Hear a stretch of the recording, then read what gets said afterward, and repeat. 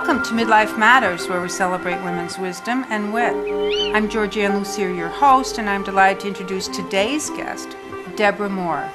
Deborah's first job was as an officer on an oil tanker, and for the past 16 years, she's been the executive director of the Wadsworth Mansion. Welcome, Deborah. Thank you for having me, Georgia. Absolutely. I understand you graduated from the Maine Maritime Academy, and that propelled you to serve on oil tankers. Who supported you in that quest to take such an unusual career step? Your mother. My mother. I had graduated from college, and by that time I had decided that I wanted to go to sea. And my father didn't really want to go to sea. And she said, I'll lend you the money, because I do not want you to be a 35-year-old woman who's unhappy with her life. Nice. So she lent me the money to go back to school. Okay, so going back to school, did you require a certification? I did. Okay. I had a Bachelor of Arts degree from Colby College. But to work on oil tankers, you have to have a license. So I applied to Maine Maritime Academy, started as a third classman, which is a sophomore, and then was able to get my license in 3 years. And is that typically the amount of time? It's usually a 4-year program. Okay. So you were advanced and accelerated. Yes. Yes, wonderful. So what was life like working on an oil tanker? A lot of it would depend on who the captain was and the crew. You know, you could get a captain that was very supportive of women, and you would be treated just like one of the guys, and it could be fun.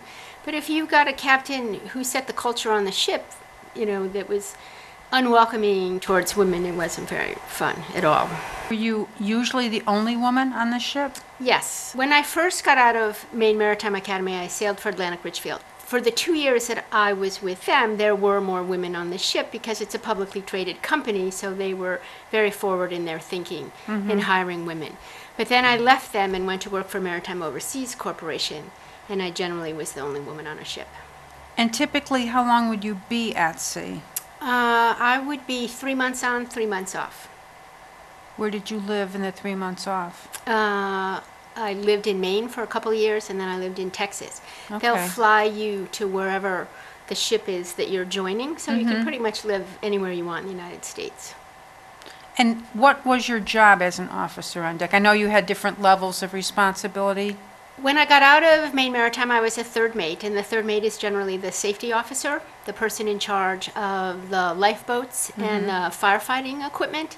And then after you've been at sea for a year, total sea time, not elapsed, you can sit for your second mate's license, and the second mate is the navigation officer. And if after you spend 365 days at sea, you can sit for your chief mate's license, and the chief mate is the cargo officer. I got as far as the chief mate. I sailed chief mate briefly. How many years were you in that role? About 9 years. Okay. And then I blew out my back and came ashore. All right. So was that a workers' comp kind of an issue? Not. It probably could have been if I had pressed it, but I didn't. It's pretty hard to ascertain what causes someone to blow out a disc if there isn't a specific incident. So the neurosurgeon said it was continuous abuse trying to be a boy. Seriously? Yeah, he pretty much said that. Wow.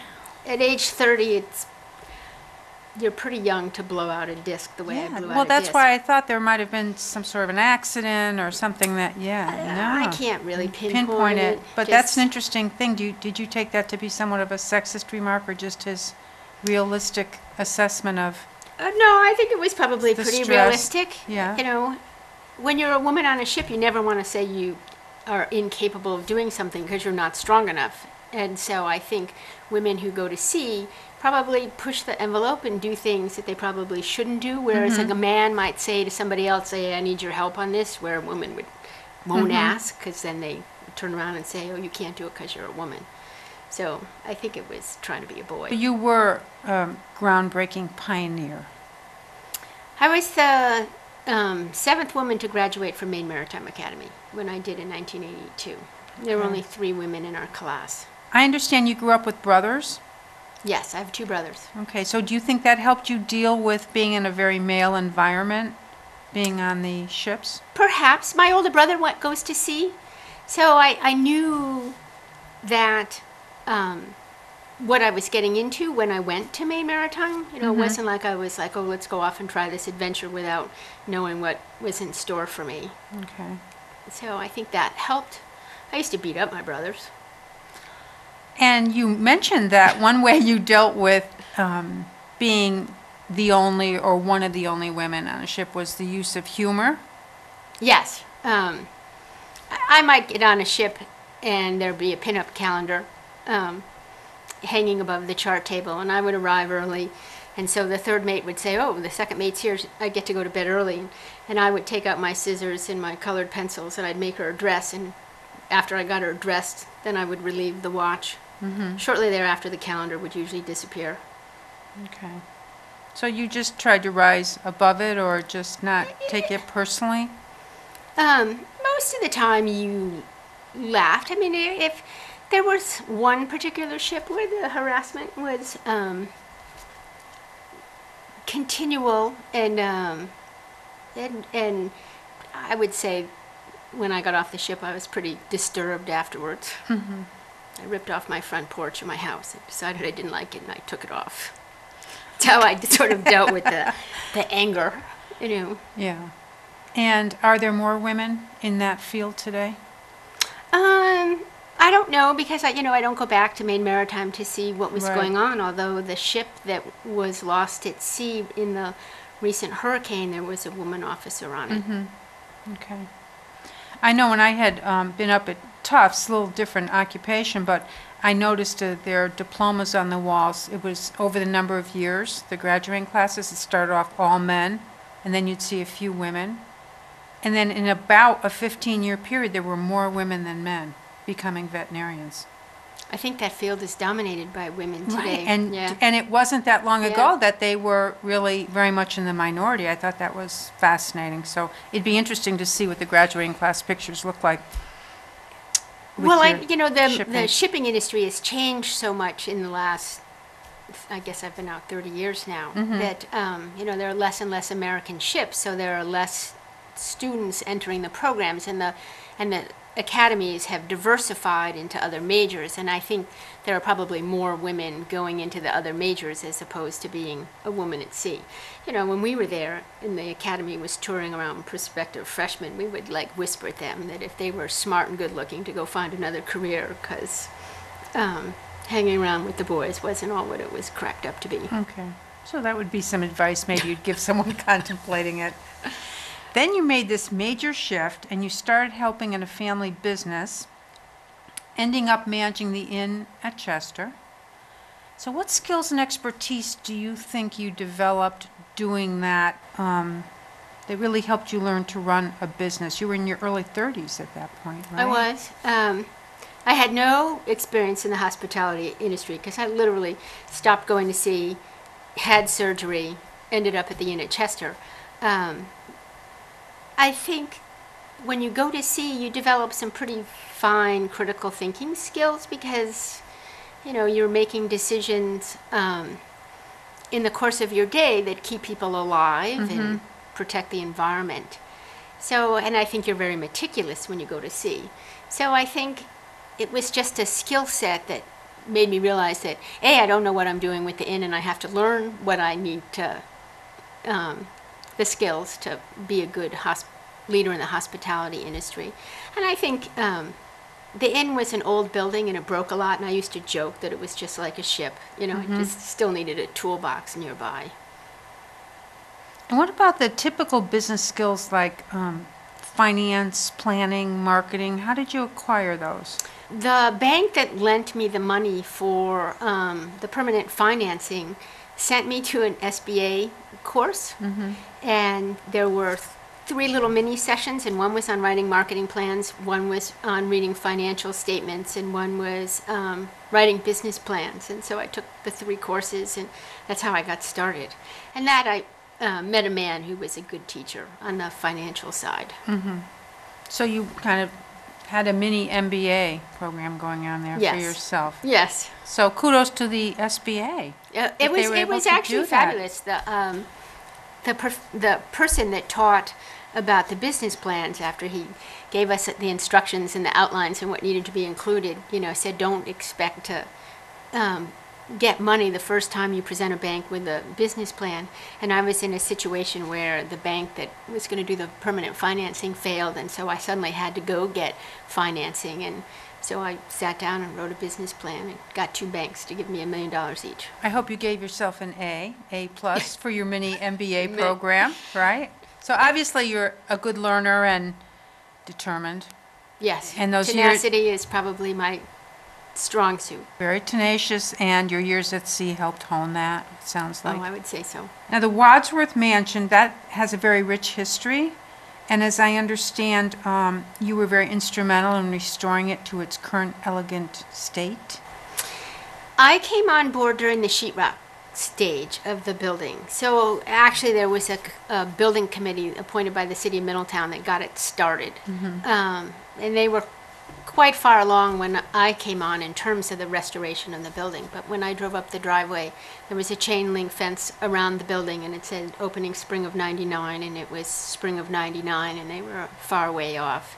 So Okay. I applied for the job. The city of Middletown owns the building? Yes, they own the building, and they created an authority to oversee it, which is a 9-member board appointed by the mayor and the common council. And so I work for the Long Hill Estate Authority, not the city of Middletown. What happened with the mansion? Were there years of disrepair, it seems like? I know that there's a long history. I mean, it goes Yes, back to... It was a private home until, they started construction in 1908, and it was a private home until 1941, when Clarence Wadsworth died. And he bequeathed it to his foundation that he started. And the foundation kept it for 6 years, and then they sold it to an order of nuns, and it became a convent for 40 years.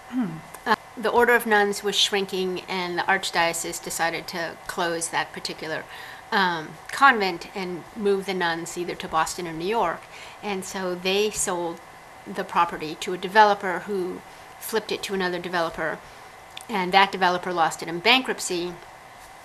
And then the bank that repossessed it didn't put a fence around it, and the vandals came in and set it on fire. So when the city of Middletown purchased it, pretty much was a burnt-out hulk on 100 acres of overgrown weeds.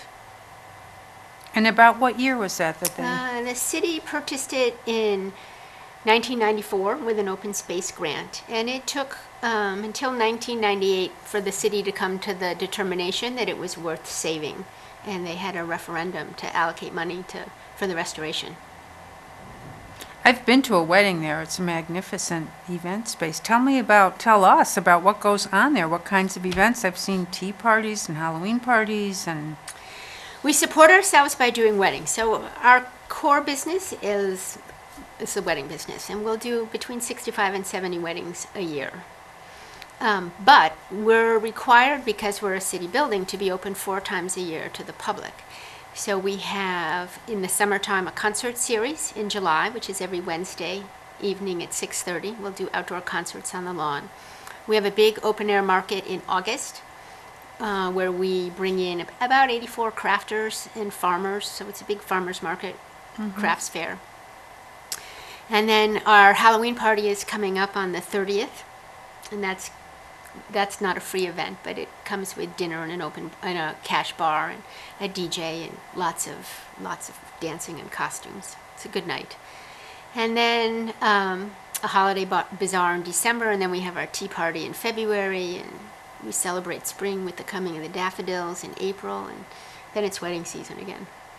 And what's your role? I know you're the executive director. What types of things do you get most directly hands-on involved with, or are you largely behind the scenes? I'm mostly behind the scenes. I'm responsible for the financial viability. So I set the budget for the year to be approved by the authority. I write the marketing plan. I'm still doing the same things I was at the Inn at Chester. Yeah. I'm writing a marketing plan. I'm writing a business plan. I oversee the maintenance of the building and the grounds, and report to the board. And I'm the liaison to the city. I don't usually get involved with the weddings. People will say, "Oh, are you going to come to my wedding?" And my staff says she only shows up if there's a problem. So you don't want to see her. You don't want to see her. You don't want Deborah, no. You don't want Deborah at your in weddings. your wedding. You're also very involved with the tourism group within Connecticut, right? You've been on the tourism board. I have. I just stepped down because I thought it was time for some new blood. But currently, it's the Central Regional Tourism District. In 1993, when I was appointed to the board, it was the Connecticut River Valley and Shoreline Visitors Bureau. But about every 5 years, they consolidate towns, and now it's the whole center of the state. But I spent about 23 years serving on the board. And what attracts people to Connecticut? Well, I have a good friend that says Connecticut's everything New England. And so if you want to get a lobster roll, you go to the shoreline. You can go skiing so that you don't have to go to Vermont to go skiing. You can ski in Connecticut. If you want to look at foliage, you can see some great foliage in Connecticut. So I think really it is everything New England without having to go to Maine, New Hampshire, Massachusetts, the Cape. Just stay local. And how active is our tourism in Connecticut as compared to some of the other New England states? I mean, is it a big... No, because it really lacks funding. You know, most, I would say we're probably in the bottom 5 states of what the state of Connecticut invests into the tourism industry to help promote it. Since I dropped off in April, I don't know what the exact number is, but we don't do a lot to encourage people to leave the 5 boroughs of New York and come to Connecticut. We're a little short-sighted on that. I met you at a conference where Gail Sheehy spoke. Do you remember that? Yes, we were at that luncheon. yes. And she said that courage is the #1 leadership skill required of women. What do you think about that statement? I think that's probably accurate. Took a lot of courage to go to sea. Took a lot of courage to borrow $1 million and go into the hospitality business when I really knew nothing about it. So I think that's true. You know, courage to believe in yourself and, you know, courage to fail, because I think we make some of our greatest strides when something goes wrong, not when it goes right. And do you think that that also helps in terms of the leadership that you present and have your staff grow by seeing that as an example? Yes, I think so. I think my staff sees me as a very powerful, not in the negative sense, but as a very strong leader, and having a vision and following the vision and not being detoured from that vision. So we get to the big question. We know that as we get older, we get wiser, and wisdom is associated with emotional resiliency, coping with adversity. Studies show that we tend to look at the sunny side of the street more than when we're younger. And generosity is associated with wisdom. This is what we're learning from people who study this. So making the assumption we are wiser as we get older, what advice would you give to your 25-year-old self? You know, we joked about this before we went on the air. When I was 25, I really liked what I was doing, and you know, people would say about going to sea, and I would say, oh, I have this love-hate relationship because I keep going back regardless of how difficult it is, because I like proving people wrong, you know, that a woman can't do it. So, I don't know what advice I'd give to my 25-year-old self, because I wouldn't have wanted to rein that in for a moment. You know, so I know that's probably not a great answer. Well, it's a very honest answer. I think Lorraine would like that answer, right? Your mom? I mean, she really wanted you to pursue things that you were interested in. Yes, I think she worried a bit once I started actually going to sea, because it's somewhat dangerous. Yeah, so maybe my advice would be, you know, lift with your knees, because I wouldn't have ruptured a disc in my back. And maybe be more open to asking for help and not worry that people were going to see that as weakness? Yeah, that wouldn't have worked. Yeah, that wouldn't have worked, okay. yeah. So how about like more midlife, like 40? What observations do you have about being 40, whether advice to yourself or to someone else? Well, I have stepchildren, and when my younger stepson, Jonathan, came to live with us, I wasn't really prepared to be a stepmother. You know, it was fun being Roy's new wife, where you play games, but when somebody comes to live with you, you suddenly now have to tell them, to do their homework. You know, you stop being the fun person, you have to be the role model. And I struggled with that because I was fortunate enough to grow up in a household where both my parents were in the teaching fields, and you know, our house sort of ran like clockwork. You know, you got up, you got ready to go to school, you wore what our parents told us to wear, you came home, you did your homework, and you know, if my mother thought you should learn how to play tennis because that was what you should learn how to do, we all did this. And I had a kid that was really rebellious and struggling. And I pushed really hard to get him to conform. And so probably my advice, and I learned this sort of the hard way, is, you know, sometimes when faced with things that you can't change, just shine that beacon of light, you know, in their path and hope that they'll fall into the light, you know, because sometimes you can't change things. So probably when I was 25, I believed I could change anything. But probably at 45, I, you know, thought I'd just lead by example instead of trying to make it happen. Yeah, let's try that. That'll work better, right? Yeah. Thank you. And I like to close with a quote, one from Katharine Graham, who said, "To love what you do and feel that it matters, how could anything be more fun?" I think that's true.